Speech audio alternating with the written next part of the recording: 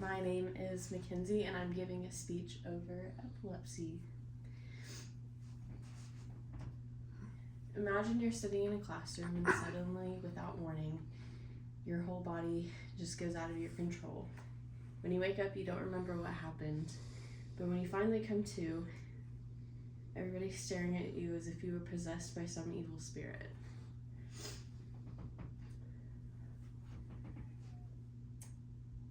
Epilepsy affects more people than you realize.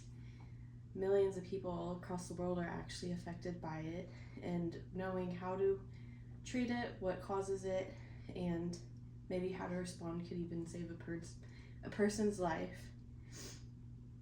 It is a neurological defect or disorder that affects people of all ages, me being one of them, and that is why I'm sharing this with you. So, like I stated, it's a neurological defect, which means it affects the brain. Only a neurologist can diagnose it. A lot of times you can go to your primary care, or if you go to an ER, they'll usually refer you to a neurologist to get it diagnosed. And this leads to tests and treatments, such as medication. And it's not just seizures that they diagnose based off of. So it can be having tumors, or it can be just spacing out, or just not acting like yourself. So types of tests are MRIs, which it's like a X-ray but more detailed. They can identify things like tumors. I actually have 2 tumors that they were able to identify that way. And electroencephalogram, or an EEG, which is this test. It's a bunch of wires stuck to your head. It's usually done in a clinic or home, or if you need an extended one, they will keep you overnight in a hospital. Sometimes they can detect epilepsy or seizure activity based off the proteins in your blood. That is not something that they were able to really catch on me because my neurologist is in Oklahoma City. And a CT scan.